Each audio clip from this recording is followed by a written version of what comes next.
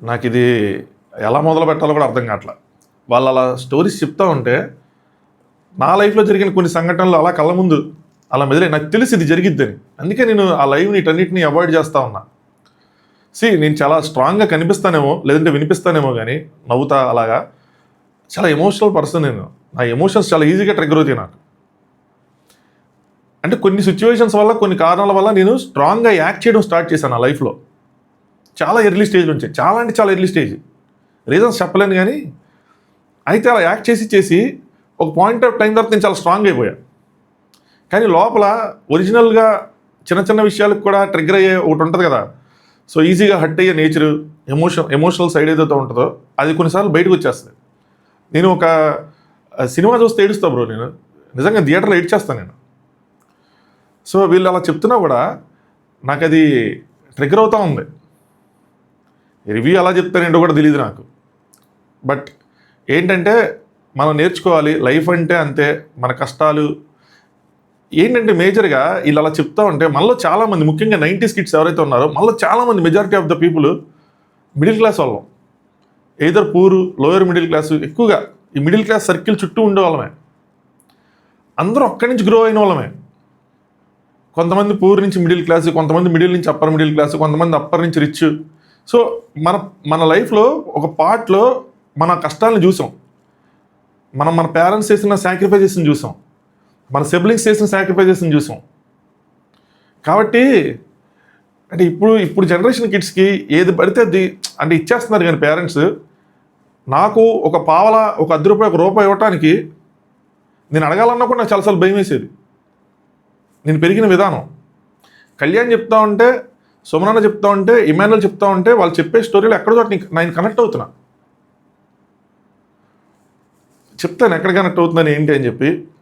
ఇంకా నాకు మైండ్లో నిజంగా చెప్పాలంటే థ్యాంక్స్ టు ఇమాన్యుయల్. నేను కొంచెమైనా తేరుకున్నాను అందులోంచి అలా బయటకు వచ్చానంటే ఇమాన్యుయల్ నవ్వించడం వల్లే. కొన్ని స్టోరీస్కి అలా కనెక్ట్ అవుతాం. ఈరోజు వీళ్ళు చెప్పిన వాటిలో మాత్రం నాకు తెలిసి మెజారిటీ పీపుల్ కళ్యాణ్ స్టోరీతో కానీ, ఇమాన్యుయల్ స్టోరీతో కానీ, లేదంటే అమ్మాయిలు తనుజ గారి స్టోరీతో కానీ, ఆ స్కూల్కి వెళ్ళేది ఇదంతా వాళ్ళ మదర్ చేసే సాక్రిఫైజెస్, డెమోన్ స్టోరీతో కానీ, వాళ్ళ ఫాదర్ చేసిన సాక్రిఫైజెస్ తన కోసం ఎక్కడో చోట మనం కనెక్ట్ అవుతాం.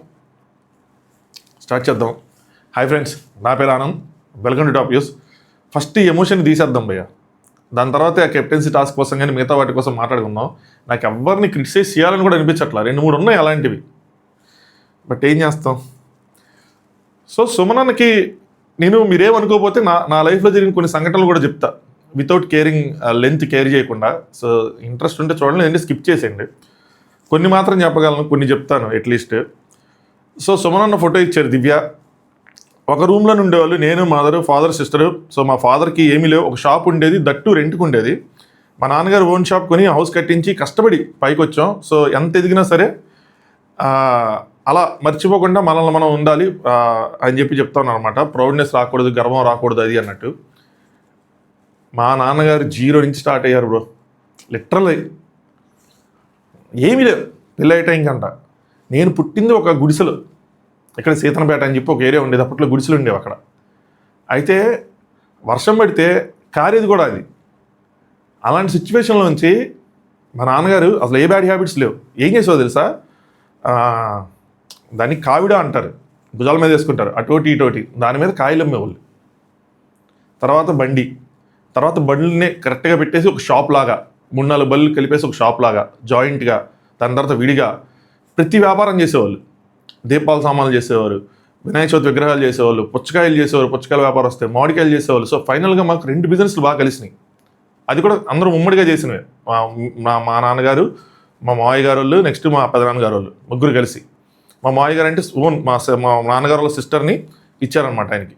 మా పెదనాన్న అంటే మా నాన్న వాళ్ళ సొంత బ్రదర్. సో వీళ్ళు ముగ్గురు కలిసి చేసేవాళ్ళు. ఒకటి మామిడికాయలు బాగా కలిసింది, 2 దీపాల సామాన్లు బాగా కలిసినాయి. కలిసినప్పుడు ఏం చేసేవాళ్ళు తెలుసా, మా ఫాదరు మాకు ఏది కొనిచ్చేవాళ్ళు కాదు. చిన్నప్పుడు అసలు 0 లగ్జరీ. చిన్నప్పుడు చిన్నపిల్లలు సైకిల్ దొక్కుతారు చూసారా, ఆ సైకిల్ దగ్గర నుంచి నాకు ప్రతి ఏజ్కి ఏదో కోరిక ఉంటూ ఉండేది. ఒక్క కోరిక నాకు తిరగలేదు ఎప్పుడు. సైకిల్ అని, పెద్ద కొంచెం సైకిల్ అని, ఆ సైకిల్ అని, బైక్ అని, ఏది తీరలా. కానీ మా నాన్నగారు ఆ డబ్బుల్ని అలా సేవ్ చేసి ఎంత ఉంటే అంతతో వాళ్ళ ఊరిలో పొలాలు కొనేవాళ్ళు. సో ఇప్పటికీ మాకున్న ధైర్యం ఏంటంటే మా నాన్నగారు ఆ పని చేయడం వల్ల చిన్నప్పుడు పేరెంట్స్ ఎందుకు చేస్తారో మనకు అర్థం కాదు. కళ్యాణ్ తన స్టోరీ చెప్తున్నప్పుడు కూడా నాకు అదే అనిపించింది. అర్థం కాదు ఎందుకు చేస్తున్నారు ఏంటి అని చెప్పి కోపం వస్తుంది. బట్ వాళ్ళని మనకు ఒక బెటర్ ఫ్యూచర్ బిల్డ్ చేస్తున్నారు అన్న విషయం తెలుసుకోవడంలో చాలా టైం పెట్టేస్తుంది. ఈ కోపంలో అంటే అది తెలుసుకునే వరకు మనం ఉన్నాం అనుకోండి, మన పేరెంట్స్ రెస్పెక్ట్ పెరుగుతుంది, ప్రేమ పెరిగిద్ది, అన్నీ పెరిగిద్ది. చాలామంది అది తెలుసుకునేదాకా ఉండలేరు, ఆ హేట్రెడ్ పెంచుకుంటారు.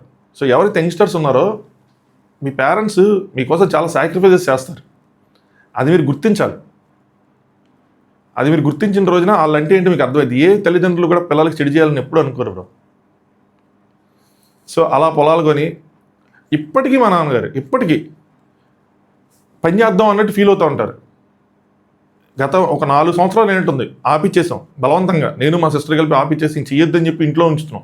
ఓన్లీ మామిడికాయల వరకు చేస్తారంటే ఆ 3-4 నెలలు సమ్మర్లో బాగా కష్టపడతారు, దాని తర్వాత ఇంక రెస్ట్ తీసుకుంటారు అంతే. కానీ ఖాళీగా ఉండలేరు, కష్టపడిన మనుషులు కదా, ఖాళీగా ఉండలేరు అసలు. ఏదోటి చేయాలనుకుంటూ ఉంటారు, చేయలేరు. ఆ రోజుల్లాగా ఈ రోజుల్లో చేయలేరు కదా. సో అలాగా కొంచెం బిల్డ్ చేసుకున్నారు. మా ఊరిలో ఇప్పుడు మా నాన్నగారు ఎక్కడైతే చిన్నప్పుడు గేదెలు కాచుకున్నారో, గేదెలను కాచారో, ఏదైతే ఎక్కడైతే ఒక సెంటు భూమి కూడా లేదో మా ఊర్లో ఇప్పుడు మా నాన్నగారికి ఉన్నంత పొలాలు ఎవరికి లేవు, అన్ని ఎకరాలు ఉన్నాయి. సో సుమనన్న అదే చెప్తుంటే నాకు అదే గుర్తొచ్చింది. ఒక పాకలోంచి స్టార్ట్ అయ్యి అలా గ్రో అయ్యారు అని. మేమంతే సేమ్ పాకలోనే. మా సిస్టర్ పుట్టాక మాకు కలిసి వచ్చింది.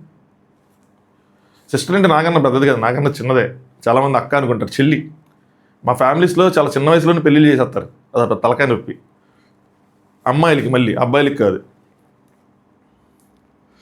దీని తర్వాత ఒక చిన్న బ్యాంటర్ కళ్యాణ్ తనుజ మధ్యలో. సో ఆవిడేదో చెప్పాలనుకుంటుంది, ఏదో క్వశ్చన్ అడిగాడు, చెప్పాలనుకుంటుంటే ఏడుస్తుంటే ఒకటి ఏడు పాపమని చెప్దాం అనుకుంటాడు, తనేమో తన సమాధానం చెప్పని ఆపేసాను అనుకొని ట్రిగ్గర్ అయిపోతారు. తర్వాత వెళ్ళి మళ్ళీ చెప్తాడు, ఆవిడకి అర్థం అవ్వలేదు అది ఆ విషయం ఏంటన్నది. నేను ఏదోటి ఏడుస్తాను రా, నన్ను ఆన్సర్ చెప్పని అన్నట్టు చెప్తూ ఉంటాడు. బట్ ఆవిడ మాటలు ఎలా ఉంటాయంటే హార్ష్గా ఉంటాయి, భావాలు వేరేగా ట్రిగ్గర్ అవుతూ ఉంటాయి. భావం ఏదైనా సరే వర్డ్స్ వేరేగా వచ్చేస్తూ ఉంటాయి. ఏడవన ఆపన్నాను అది కూడా తప్పేనా అని చెప్పి ఫీల్ అవుతూ ఉంటాడు. సో లోపలికి వెళ్ళి మళ్ళీ మాట్లాడుకుంటారు. సర్లేండి. భరణి గారు రీతు ఫోటో తీసుకొస్తారు. రీతుది చాలా అంటే చాలా ఎమోషనల్ స్టోరీ ఉంది. నేను ఒక్కడో ఒక చోట విన్నా, వాళ్ళ ఫాదర్ రిలేటెడ్. బట్ అదేం రాలేదు ఇక్కడ. సో చిన్నప్పుడు వాళ్ళ బ్రదర్ కోసం ఫోటో మెమరీ కోసం చెప్తా, బ్రదర్ తర్వాత ఇందులో సిబ్లింగ్స్ ఉంటుంది తలకాయ నొప్పి. బ్రదర్ అంటే సిస్టర్కి ఎన్ని ట్రాన్స్ఫర్ అయిపోతుంటాయి, స్కూలు, పుస్తకాలు, బట్టలు అన్నీ. సో ఇక్కడ ఒక ఇంట్రెస్టింగ్ స్టోరీ చెప్పారు ఏంటంటే, చిన్నప్పుడు వాళ్ళ అమ్మమ్మ ఆవిడకి ఫుడ్ పెట్టడానికి భరణి గారు సీరియల్ చూపించేదంట. భరణి గారు వెళ్ళను గొంతు పట్టుకొని దానికాంచి లేపేసి. సో నేను యాక్టర్ అవుదాము అనుకున్నాం. సో మీకు కూడా తెలియదు ఏంటంటే ఒక రిలేషన్ ఉంది అని చెప్పారు చూసారా. యాక్చువల్గా ఈవిడ ఆయనకి కొంచెం బాండ్ కనెక్ట్ అవ్వాలి, బట్ సమ్హౌ ఎనీవే. సో ఇప్పుడు అలాంటిది టీవీలో చూసి ఇప్పుడు మీతో ఇక్కడ ఉన్నానంటే నిజంగా గొప్ప ఫీలింగ్, అది చాలా proud feeling. So next Ritu డెమోని తీసుకొస్తారు. వాళ్ళ నాన్నే తనకి చెస్ నేర్పిస్తే వాళ్ళ నాన్నే ఓడిచ్చాడంట. సో తను ఇంక చెస్ తీసుకెళ్ళటం ఇదంతా. డెమోన్ లాంటి స్టోరీ చూడండి. వాళ్ళ నాన్న తనతో చాలా టైం స్పెండ్ చేశారు, ఏదో ఒకటి నేర్పించారు. మేబీ కోచింగ్ కోసం తిరిగి ఉంటారు తనతో పాటు. అదొక బాండ్, ఒకరికొకలా అలా ఉంటుంది. స్టార్టింగ్లో ఓడిపోయిన తర్వాత ఆయన మీదే గెలిచాను, అది ఒక ఛాంపియన్షిప్ ఏదో కట్టాడు డిస్ట్రిక్ట్ లెవెల్లో. సో దాని ఫోటో చూపించారు. నెక్స్ట్ సంజన గారు కళ్యాణ్ తీసుకొచ్చారు. ఇది నన్ను బాగా అంటే బాగా ట్రిగ్గర్ చేసిందబ్బా. చాలాసేపు నేను ఆపేసుకొని మరీ ఏడ్చేశారు. 5th క్లాస్లోనే హాస్టల్లో జాయిన్ చేశారు. సో మా వార్డుని కృష్ణుడి వేషం ఏమంటే ఆయనకి వేశారంట ఆ ఫోటో. దాని గురించి చెప్పాడు, ఎక్స్ప్రెస్ చేయలేను అని చెప్పి చాలా బాధపడ్డాడు. చిన్నప్పటి నుంచి ఆ బిజినెస్లో చాలా హై చూశారు, కానీ ఒక పాయింట్ ఆఫ్ టైంలో ఇంత అలా ఎదిగారు అనుకున్న టైంలో మొత్తం వెళ్ళిపోయి 0 అయిపోయారు అనుకుంటా. సో అప్పుడే అత్తయ్య వాళ్ళు ఇంటికి పంపించేశారు తనకేం గుర్తులేదు. అత్తయ్య బాగా చూసుకునేది, కానీ ఎందుకు మా పేరెంట్స్ నాతో లేరు అన్న బాధ ఉండేదని చెప్తా ఉంటే నాకు ఈ పాయింట్ ఏమనిపించింది తెలుసా. మా ఫాదర్ కూడా నాతో ఎక్కువ ఉండేవాళ్ళు కాదు, ఉండటానికి ఒక ఇంట్లో ఉండేవాళ్ళం. కానీ ఎలా ఉండేదంటే మా నాన్నగారు ఉదయం 6:30-7:30 చెల్లిపోయేవాళ్ళు. 11ంటికి టిఫిను లేదంటే చెద్దన్నం అనేవాళ్ళు అనమాట, నైట్ మిగిలిపోయిన అన్నం. సో అది తినడానికి వచ్చేవాళ్ళు, ఆయనకి బ్రేక్ఫాస్ట్ అది. దాని తర్వాత మళ్ళీ లంచ్ 3 to 4 మధ్యలో చేసేవాళ్ళు. మళ్ళీ నైట్ డిన్నర్ 11:30 చేసేవాళ్ళు. ఆయన లేచేపాటికి మేము లేచేవాళ్ళం కాదు, ఆయన లేచేపాటికి మేము పడుకుని ఉండేవాళ్ళం. ఆయన వచ్చేపాటికి మేము మళ్ళీ పడుకుని ఉండేవాళ్ళం. ఆయన చూసేది చాలా తక్కువ, ఒక్క సండే మాత్రం చూసేవాళ్ళం. ఎందుకంటే స్కూల్ సెలవులు కాబట్టి చూసేవాళ్ళం. చూసినా కూడా చాలా భయం. ఏంటంటే కొంచెం మొరటగా ఉండేవాళ్ళు, అది కూడా చెప్తాను ఫ్రాంక్గా. కొట్టేవాళ్ళు గట్టిగా, ఏదైనా చిన్న చిన్న తప్పులు చేసినా పెద్దగానే కొట్టేవాళ్ళు. కొంచెం ఏజ్ పెరిగే కొద్ది వదిలేశారు, కానీ చిన్న మంది తాడు తీశారు. అప్పుడు నేను చాలా తిట్టుకునేవాడిని, చాలా అంటే చాలా, అసలు ఇంట్లోంచి వెళ్ళిపోదాం అన్న ఫీలింగ్ వచ్చేది. కానీ అలా కొట్టడం వల్లే నాకున్న దూలకి నేను కంట్రోల్లో ఉన్నానేమో అనిపించింది. నేను కనిపించలేదు కానీ నేను చాలా దూలగాడిని. ఇప్పుడు తలుచుకుంటూ ఉంటే నేను ఎంత దూలగాడిని అనిపించేది నాకు. ఇదే ఈ సీతనవేర దగ్గర కాలం ఉండేది, ఏలూరు కాలువ. అదేంటంటే గేట్లు క్లోజ్ చేసేవాళ్ళు సమ్టైమ్స్, అక్కడ నీళ్ళు తక్కువ ఉండేవి. నేను కొంతమంది పిల్లలు ఆ కాలంలో దిగి చేపలు పెట్టేవాళ్ళం.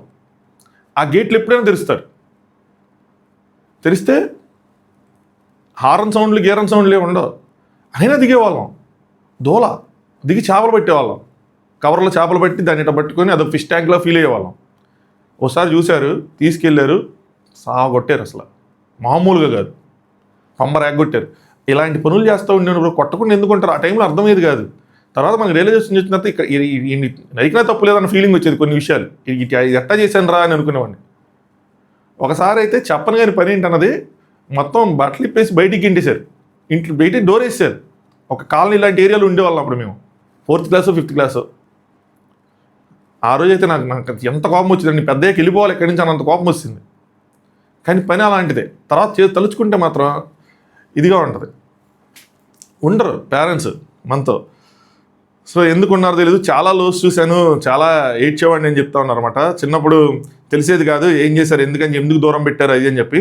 సర్టెన్ రోజున వచ్చే వరకు తెలుసుకున్నాను. సో ఏంటి లైఫ్ అని చెప్పి, ఎవరు చూసుకునే వాళ్ళు లేదు అది అని చెప్పి. చాలా చిన్నోడు కళ్యాణ్, చిన్నతనంలోనే చాలా మెచ్యూరిటీ సంపాదించుకున్నాడు. నిజంగా చెప్పాలంటే ఆ పిల్లోడికి ఆ రకంగా అయినా సరే మనం ఎంత క్రిటిసైజ్ చేసుకున్న గేమ్ పరంగా ఆ మెచ్యూరిటీ ఉండటం చాలా గ్రేట్ ఆ ఏజ్లో.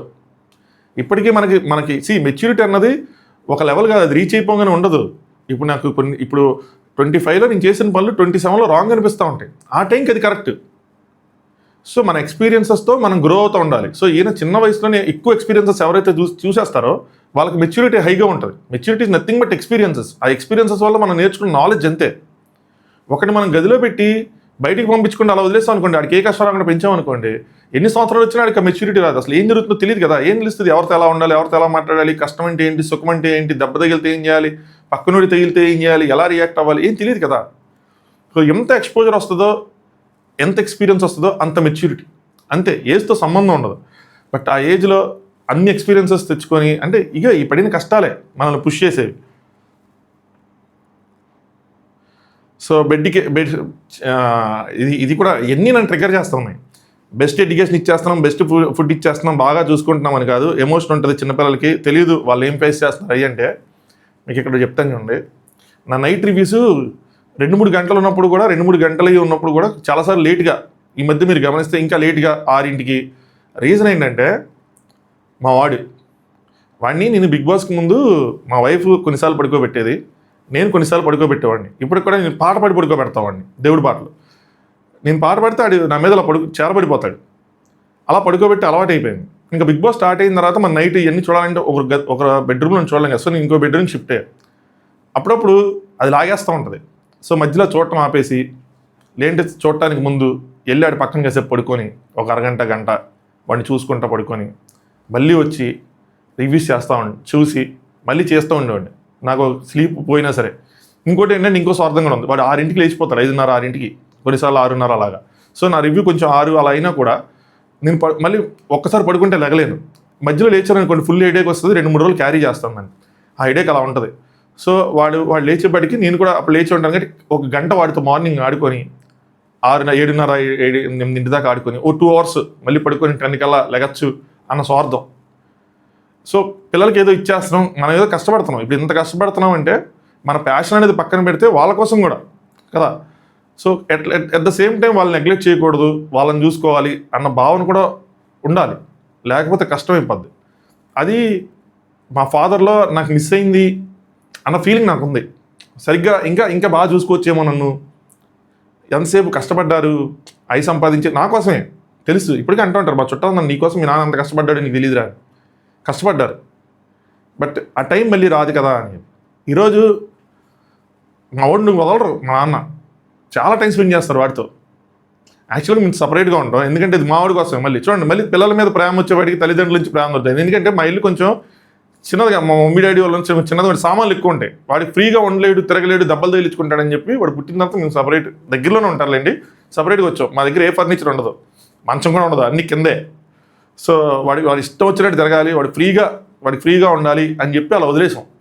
సో వస్తారు రోజు, మేము 2 రోజులు ఒకసారి, వీకెండ్లో ఒకసారి వెళ్తాం. సో వచ్చి ఆయన షికారి తీసుకెళ్తారు. 2 తాతలు, నాకు తాతలు తెలియదు, 2 తాతలు తెలియదు నాకు, నేను పుట్టకముందే చనిపోయారు. అంతే, పుట్టిన తర్వాత లేదు, మేము పుట్టేవాడికి లేరు. కానీ 2 అమ్మమ్మ ఉండేది, నానమ్మ ఉండేవాళ్ళు. అమ్మమ్మ ఏమో, మా మమ్మీ వెస్ట్ బెంగాల్ ఖరగపూర్, వాళ్ళ నాన్నగారు చిన్నప్పుడు వెళ్ళిపోయారు. సో అమ్మమ్మతో ఎక్కువ టైం కాదు, మేబీ 2-3 సార్లు నేను మా అమ్మమ్మని కలిసి ఉంటా. ఆవిడ కూడా నేను 7th 6th ఆ టైం ఉన్నదో చనిపోయారు.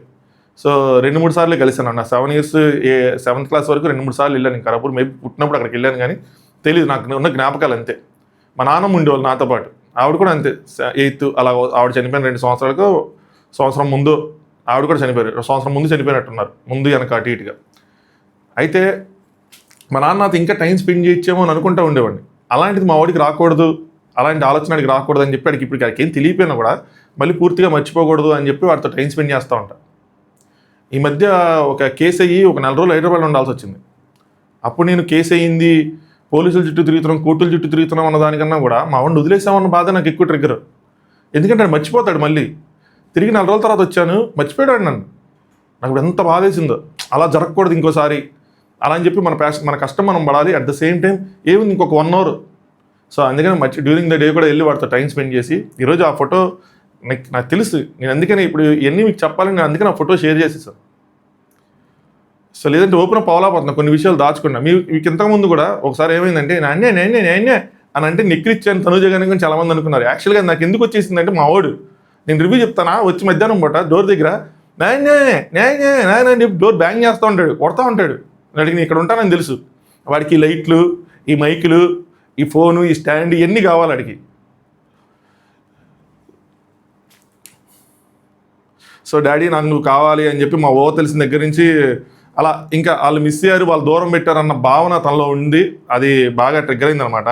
మేబీ దీనికోసం అనుకుంటా ఆ కోపం ఉండిపోయినట్టుంది కళ్యాణ్కి, వాళ్ళతో మాటలు లేకపోవటం, మేబీ కెరీర్ కోసం వాళ్ళు తీసుకునే డెసిషన్ వల్ల మాటలు లేకపోవటం, ఏదో ఒకటి ఆ కోపం అనేది ఉంది. బట్ అర్థం ఎవెన్చువల్గా తెలుసు, కానీ ఏంటంటే ఎక్స్ప్రెస్ చేయలేము. మా నాన్న అంటే నాకు చాలా ప్రేమ ఉంది, ఎప్పుడు ఎక్స్ప్రెస్ చేయలేను. నాన్న ఐ లవ్ యూ నాన్న అని చెప్పి ఇంత మట్టుకు చెప్పలేను కూడా, ఎందుకు తెలియదు. మేబీ మిడిల్ క్లాస్లో మనం పెరిగిన వాతావరణానికి మనం ఇంతేనేమో. అంటే మన పేరెంట్స్ దగ్గర మనం అంత ఎక్స్ప్రెసివ్ కాదు, ఎందుకంటే మనల్ని చాలామంది తప్పుగా అనట్లేదు, కానీ నేను ఇది ప్రేమతో కన్నా భయంతో ఎక్కువ పెంచారు మనల్ని. ఎందుకంటే మనం మిగతా వాళ్ళు చూస్తున్నట్టు చెడిపోకుండా ఉండాలనో, గ్రో అవ్వాలనో, ఏదో ఒకటి. But I'm very thankful to my father. నాకు ఇంకోటి కూడా చెప్తాను చూడండి, నాకు ఏది అడిగితే సైకిల్ కొని లేదు, బైక్ కొని లేదు, అలా కాదు. కానీ ఒకరోజు నేను వచ్చి బాపట్ల ఇంజనీరింగ్ కాలేజ్ ఇంజనీరింగ్ చదివేవాడిని, సెకండ్ ఇయర్ ఎప్పుడు వచ్చి, నాన్న ల్యాప్టాప్ కావాలి నాన్న, ల్యాప్టాప్ లేకపోతే అవ్వట్లేదు నాన్న అంటే, ఇమీడియట్గా నాకు వితిన్ ½ an hourలో ఇంటికి వెళ్ళి, అప్పుడు ఇక్కడ షాప్ దగ్గర ఉండేవాళ్ళం, షాప్ దగ్గరికి వచ్చి చెప్పాను, ట్రైన్ దిగి వచ్చి చెప్పాను బాపట్ల నుంచి, చెప్తే ఇక్కడే ఉండు అని చెప్పి 50,000 తీసుకొచ్చి ఇచ్చారు, వెళ్ళి కొనుక్కోను. అలా ఉండేది. ఎడ్యుకేషన్కి ఎంతైనా పెట్టేవాళ్ళు, ఎంతైనా.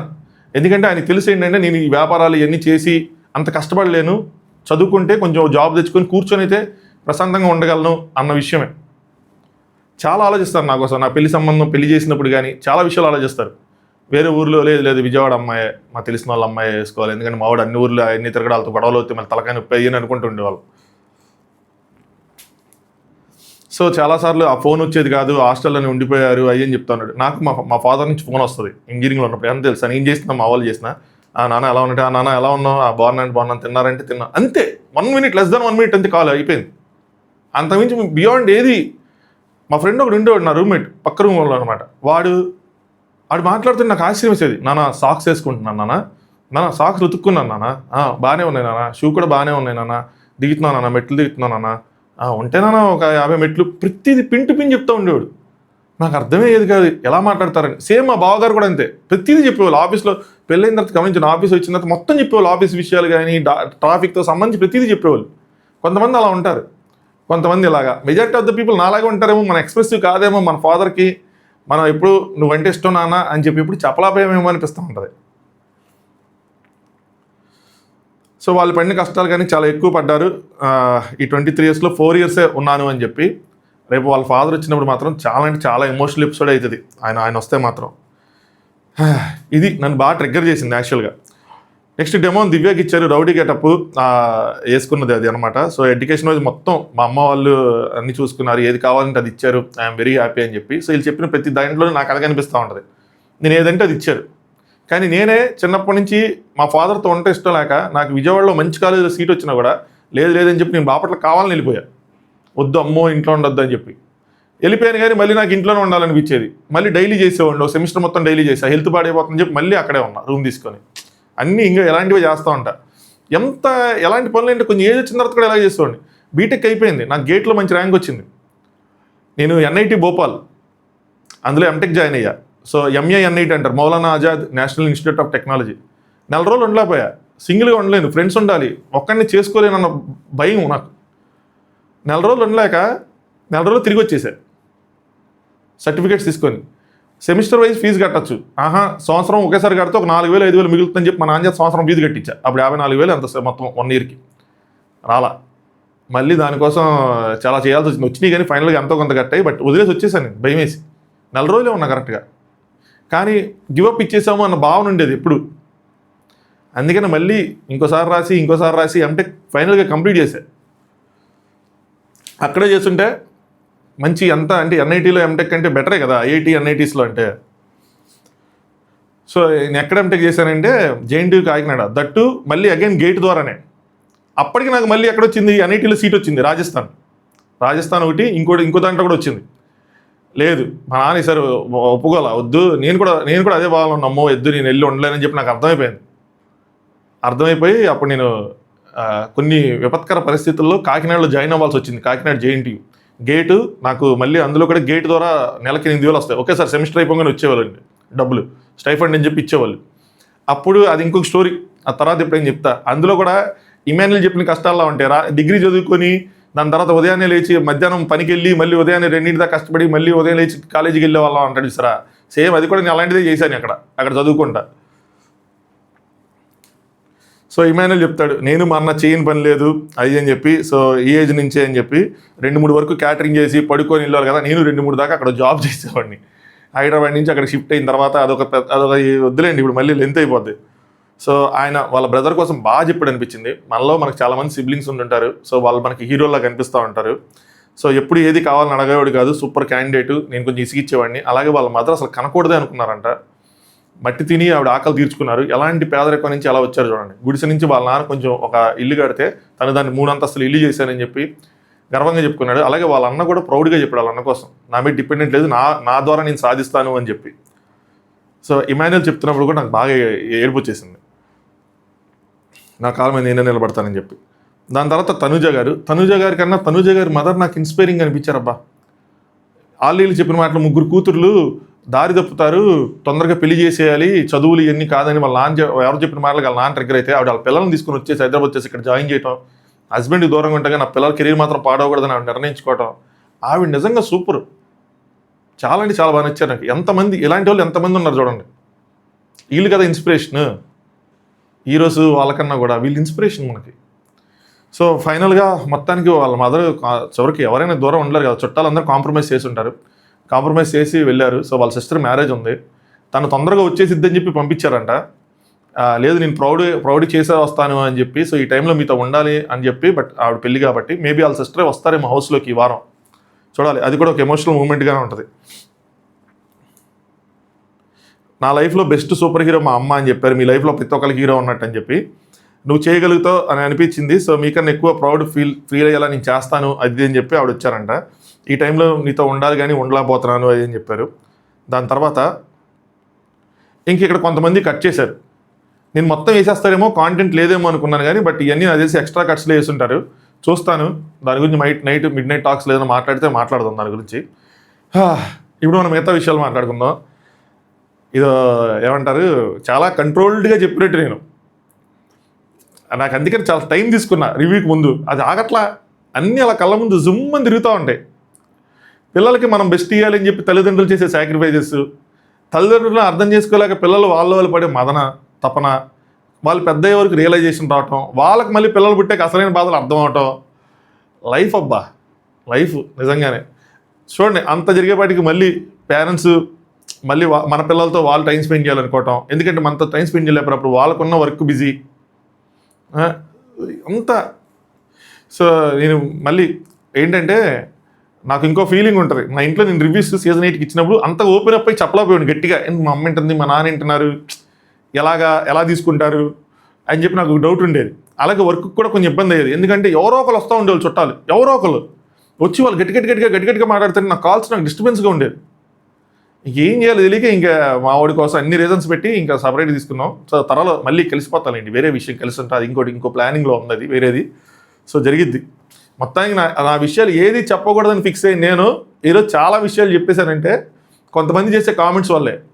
తిన్నావా, పడుకున్నావా, hi bro, good morning bro, first comment bro, పిండేస్తారు బ్రో మీరు గుండెల్ని ఈ కామెంట్లు చేసి. అవన్నీ చూసినప్పుడు ఫ్యామిలీ అన్న ఫీలింగ్ వస్తుంది. వాళ్ళ పేర్లు చూసి రోజు నేను మిడ్ నైట్ టాక్స్ పెట్టాను, కానీ రోజు నాకు ఒక 50 కామెంట్లు ఫస్ట్ ఇవే వస్తాయి. వాళ్ళందరికీ నేను లైకులు కొట్టుకుంటే, చదువుకుంటే, కూర్చొని అవన్నీ చేసుకున్న తర్వాత బాగుడితో ఆడుకుని పడుకుంటూ ఉంటాను. సరే, ఎవరిని క్రిటిసైజ్ చేయకూడదు అనుకున్నా కానీ 2-3 పాయింట్లు ఉన్నాయి, మాట్లాడుకుందాం. ఫస్ట్ మనం కెప్టెన్సీ టాస్క్ వెళ్ళిపోదాం. సో నేను మాట్లాడుకున్నాం, మనం ఆల్రెడీ 26 నిమిషాలు అయిపోయింది, కానీ కెప్టెన్సీ టాస్క్ సరిగ్గా ప్లాన్ చేయలేదేమో అనిపించింది బిగ్ బాస్. మంచిగా అంటే 2 నిమిషాలు అయిపోయింది మరీ దారుణంగా. ఇక్కడ సుమనన్న నాకు ఒక గేమర్లా అనిపించాడు. అబ్బా, సుమనన్న సంజన గారిని ఎందుకు పిలిచాడు నాకు అర్థం కాలేదు. ఫస్ట్ ఇప్పుడు తనుజాని సపోర్ట్ చేయాలని సుమనన్న అనుకుంటే, సుమనన్న బర్నీ గారినో దివ్యానో వీళ్ళని ఎవరినైనా పిలిచుంటే వాళ్ళు నిఖిల్కి వేయటమో ఏదో జరిగేది. బట్ సంజన గారిని ఎందుకు పిలిచాడు? సంజన గారిని నిఖిల్ ముందు ఎక్స్పోజ్ చేద్దాం అనుకున్నాడా? అంటే సంజన గారు వచ్చి తనుజ కూడా వేసేవాళ్ళు కదా, కానీ ఎందుకు పిలిచారు? అది లైవ్లోనూ సరిగ్గా చూపించలేదు, ఇక్కడ చూపించలేదు. ఆవిడ రియాక్షన్ ఏంటి నన్ను పిలిచినప్పుడు ఏంటి అన్నది.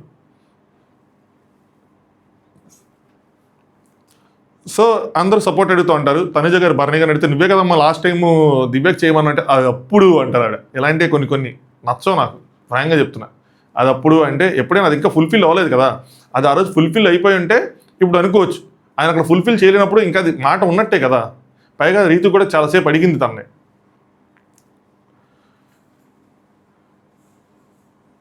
సో సంజన గారు క్లారిటీ నాకేం చెప్పారు. సో ఆ టాస్క్ కొంచెం డిఫికల్ట్గానే సాగింది. ఎక్కడైనా ఎర్రర్ చూపు ఉందనుకున్నా కానీ ఏదైనా ఫౌల్కి లేదు. ఇక్కడ నిఖిల్ ఎలా ఓడిపోయాడు తెలుసా? నిఖిల్ తనంత నమ్మల. నిఖిల్ పక్కన అరుపులు, పక్కన గోలకి ఇదయ్యి ఓడిపోయాడు, నమ్మకం లేక ఓడిపోయాడు. ఆ యాపిల్స్ అన్నీ నాకే పెడతారన్న భయంతో ఓడిపోయాడు. నాకు అదే అనిపించింది. ఆ అమ్మాయి పట్టుకున్నప్పుడు నిఖిల్ పట్టుకోలేడు. ఒక యాపిల్కి 100 గ్రాములకి డిఫరెన్స్ లేదు, కానీ వాళ్ళు బిండైపోయింది ఓవర్ అని అరుస్తూ ఉంటే షేక్ అయ్యాడు. స్ట్రాంగ్గా కనిపించలేదు నాకు నిఖిల్.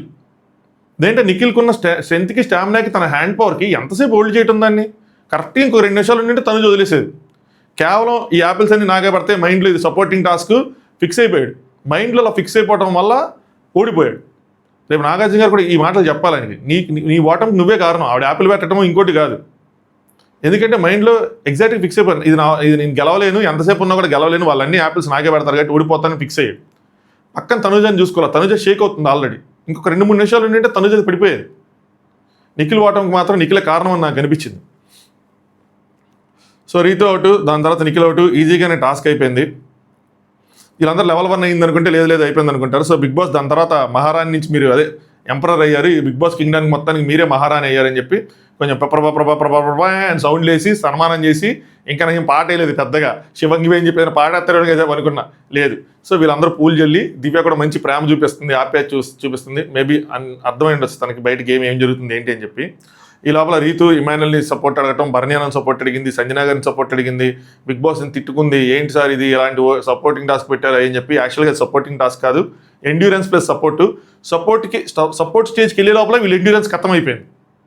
ఎవరిని బ్లేమ్ చేయడానికి లేదు ఇందులో, బిగ్ బాస్ని బ్లేమ్ చేయడానికి కూడా లేదు, ఎందుకంటే తనకు ఒక యాపిల్ కూడా పెట్టలేదు. అందరికీ సేమ్ కత్తులు ఇచ్చారు, పట్టుకోమన్నారు, అందరికీ ఈక్వల్గానే ఉంది.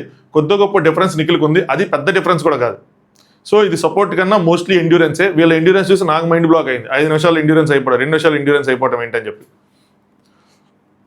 ఏమైనా ఇక్కడ చూక అసలు ఈ వారం ఫైనల్గా కెప్టెన్సీ టాస్క్ ఎప్పుడు లేనిది ఈజీగా ఆగిపోయింది, ఏడుపు లేకుండా ముగిసిపోయింది అది అని చెప్పి.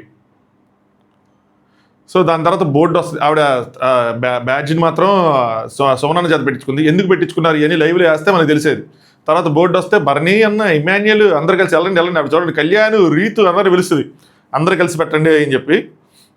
దాని తర్వాత భరణి అన్న ప్రౌడ్ ఆఫ్ యూ అని చెప్పి తన కోసం చెప్పారు. కొంచెం భయం వేసింది, అదేంటి ఎవరైనా భయం వేది కానీ నువ్వు ఆడితే మాత్రం భయం వేసిద్ది, బట్ ఐఎమ్ వెరీ హ్యాపీ అంటే తను వచ్చిన రీజన్ చెప్పారు.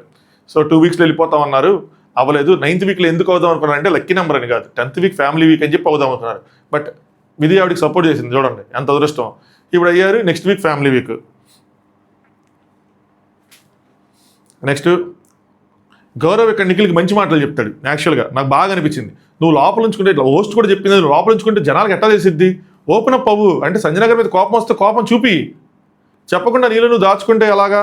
అట్లీస్ట్ టాకింగ్ నో, నేను ఎలా మాట్లాడుతున్నాను, నువ్వు మాట్లాడు, నేను మాట్లాడట్లేదా అంటే నామినేషన్ నెక్స్ట్ తన్నే చేస్తానంటే నువ్వు నామినేషన్ వరకు ఉండాలి కదా బ్రో, చెప్పాలి కదా. ఇక్కడ ఏంటంటే సంజయ్ నగర్ ఇలా చేశారు, మీరు నాకు సపోర్ట్, ఎందుకంటే సంజయ్ నగర్ ఏమంటారు నేను సపోర్ట్ చేస్తాను అనలేదు అంటారు కానీ, బట్ ఇక్కడ బయట తనకి ప్రాక్టీస్ చేయించడం, డెమోన్ దగ్గర తీసుకెళ్ళి ఎలా హోల్డ్ చేయాలో చెప్పానంటాం, 7 గంటలైనా 8 గంటలైనా సరే అలాగే పట్టుకొని నుంచుండిపోని చెప్పడం, ఇవన్నీ చాలా మాటలు చెప్తారు ఆవిడ. సో తిని క్వశ్చన్ చేయాలి కదా. వచ్చినప్పుడు వైల్డ్ కార్డ్స్ ఎంటర్ అయిన తర్వాత ఈ నిఖిల్ని గౌరవ్ని ఎక్కువగా నిఖిల్ని కూర్చోబెట్టుకుని చాలా మాటలు చెప్పారు కదా బెడ్రూమ్లో. ఇమాన్యుల్ కెప్టెన్గా ఉన్నప్పుడు ఇమాన్యుల్ నెక్స్ట్ సంజయ్ నగర్ వాళ్ళు ఏమనుకుంటారు, ఆబ్వియస్గా బాండ్ ఫీల్ అవుతారు వాళ్ళు.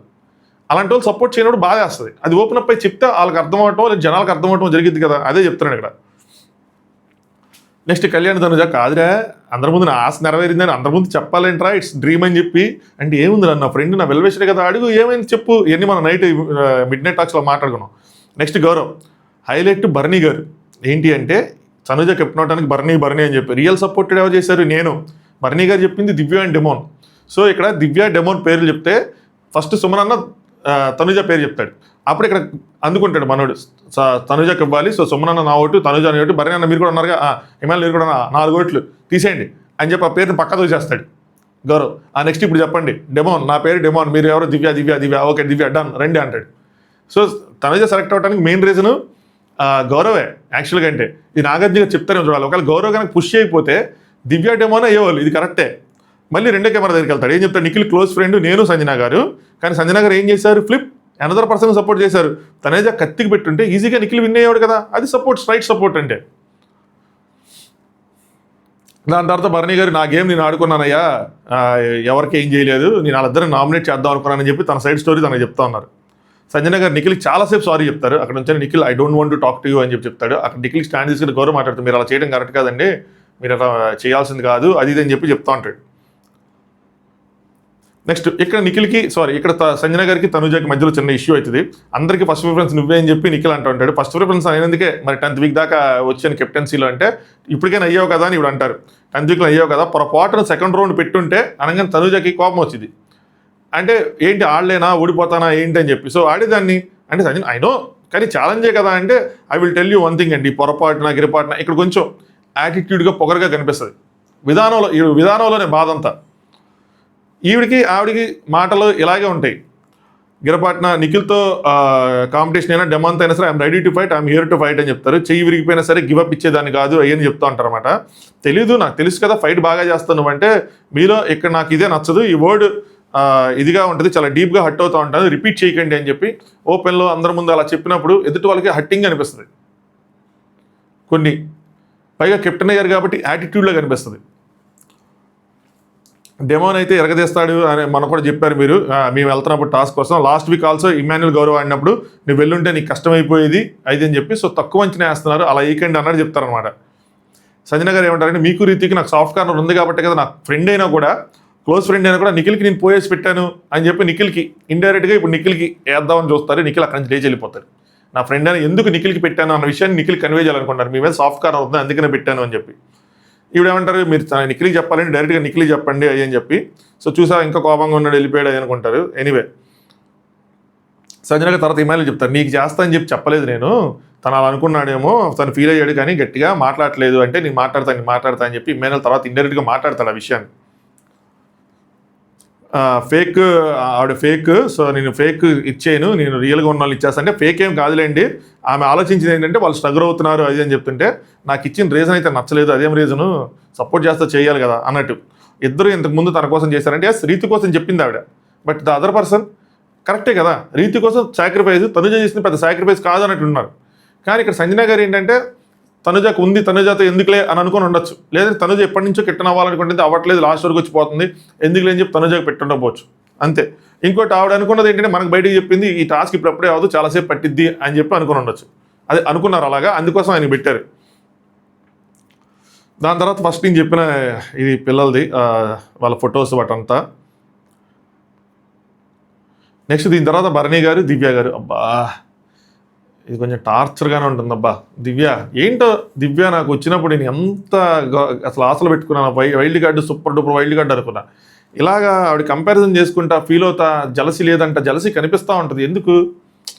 బికాజ్ సింపుల్ క్వశ్చన్ మాట్లాడటం ఆపేస్తుంది. తర్వాత నేను కెప్టెన్ అయినప్పుడు నన్ను ఎందుకు ఎత్తుకోలేదు అంట. ఏంటో అంటే ఆవిడ ఎత్తుకున్నారు కాబట్టి నేను బరువుగా ఉంటానా, లేదంటే మీకు అంత హ్యాపీగా అనిపించలేదని. అవసరమా దివ్య? ఎందుకు ఇది? ఏం చేస్తా తెలుసుకొని అనిపించలేదు నీకు? అర్థమవుతుంది కదా, వదిలేయచ్చు కదా. ఇది జలసీ కనిపిస్తూ ఉంది. ఇప్పుడు తర్వాత ఏం చేస్తున్నా యాక్షన్స్ జలసీ అంటే తనకెందుకు జలసీ ఉంటుంది అప్పుడు డిఫెండ్ చేశారు కొంతమంది దివ్య ఫ్యాన్స్. ఇప్పుడు ఏమంటారు మీరు? బట్ సి అన్నయ్య అదే రిలేషన్.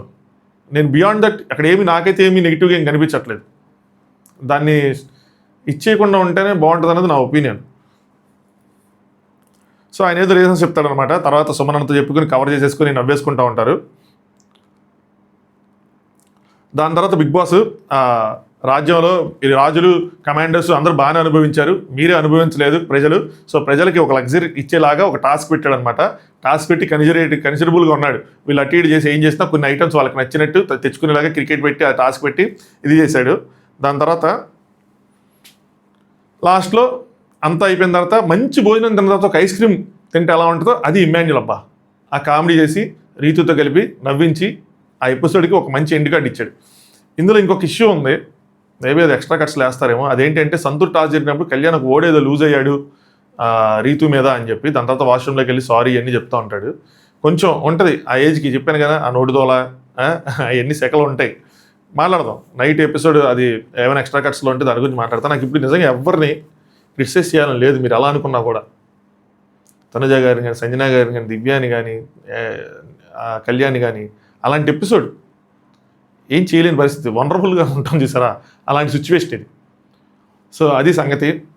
చాలామంది స్ట్రాంగ్ పీపుల్ ఉండొచ్చు, మీకు ఇది చూసి ఎందుకురా ఇలా ఇలా ఇలా ఏడుస్తారు అనిపిస్తుండొచ్చు. తప్పులేదు, ఎవరి పర్సనాలిటీస్ ఆలుకుంటే. బట్ నాకు నేను ఆ ఎపిసోడ్ చూసిన తర్వాత ఏ ఫీలింగ్ అయితే క్యారీ చేస్తానో అదే చెప్పడం నాకు అలవాటు. కాబట్టి అది యాంగర్ అయినా ఏడుపైనా ఏదైనా సరే, అందుకే నేను లైవ్ చూడాలని అనుకోవాలా. అది సంగతి. వీడియో నచ్చితే లైక్ చేయండి, సబ్స్క్రైబ్ చేసుకోండి. నేను స్టార్టింగ్లో చెప్పానా సబ్స్క్రైబ్ చేసుకోమని చెప్పుండను, ఫీల్డ్లో కొట్టుకుపోయింది. సో లైక్ చేయండి, సబ్స్క్రైబ్ చేసుకోండి. Thanks for watching top views. Mid night task అయిపోయిన తర్వాత ఏదైనా ఉన్నా ఎక్స్ట్రా కట్స్ ఏదైనా ఉంటే మళ్ళీ మాట్లాడుకుందాం. ఈ ఎమోషన్ తిరిగిపోతే మేబీ గట్టిగా మాట్లాడుకుందాం. చలో, గుడ్ నైట్.